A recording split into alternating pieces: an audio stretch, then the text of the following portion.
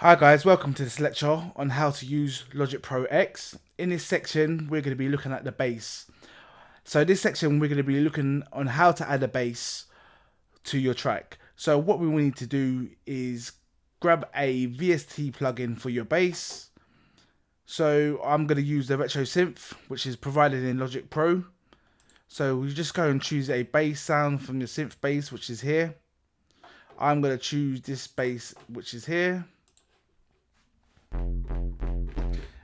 It sounds quite synthy and it's quite of a sub bass sound, which is quite great for a verse. So the trick is when you're doing your bass, all you need to do is just follow the notes as the same as the verse. So remember we have these notes here, which is the verse. The trick is highlight one section and bring it down to your bass. These are your top notes, which are chords. You can't play the chords with the bass because it will clash because of the frequency. So all you need to do is highlight the top, press delete, and what we want to do, we want to transpose that bass one more octave down to give it more of a bassy sound. So we just go here, go to number 12, and let's listen to it. Seeing the stars reminds me of you.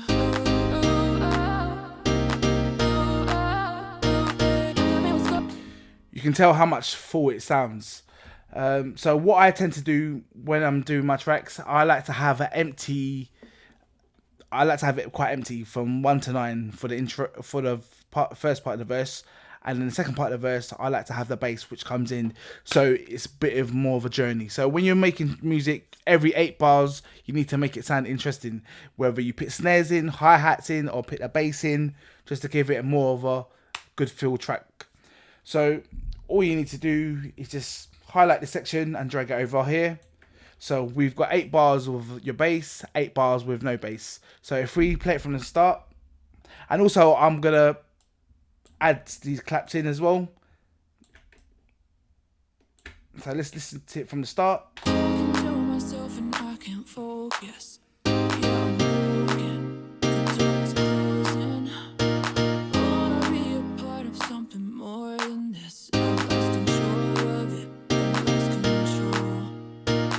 Seeing the stars reminds me of you.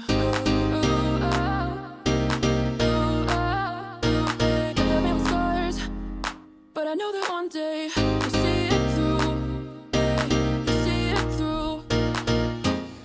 So now the track is starting to build up, it's starting to sound great. And the next part we need to do is the chorus. Now the chorus, we're going to use a different type of bass. We're not going to use the same bass because this bass is more of a synthy bass. We want to get it to be a bit more subby and more punchy. So what we want to do is go to the plus sign and grab another bass. With this one, I tend to use the EF-M1, which is quite great, quite a good bass. And with this, you don't need to really do anything. Everything's kind of set. All the attack release is quite set to a good standard for a bass. So you can hear that real punchiness in the bass. So in the clubs, that's gonna really stand out when you're having that bass sound. So the same thing what we've done for the verse, we want to do for the chorus as well. So all we need to do is drag the notes from the chorus, drag it right down, and then highlight it. Delete it. We highlight again, and we transpose it one more down. And then what we want to do, we want to drag it along to 41. So from 17 to 41 is your chorus.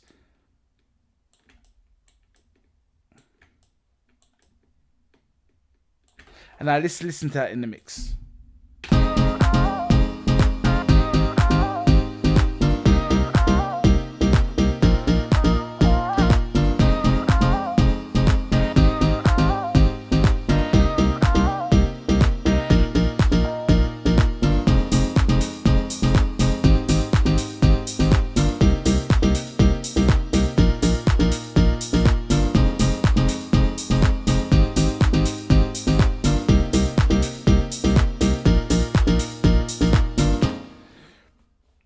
So that chorus is sounding really punchy already, and we're not even added all the effects in yet. But if we hear it from the start to the finish, and then next section we're going to be adding some effects inside, and also some snares to give it a bit of more of a fuller track. So let's listen to it from the start.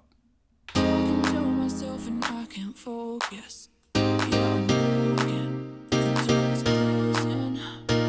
Wanna be a part of something more than this. I've lost control of it. I've lost control. Seeing the stars reminds me of you.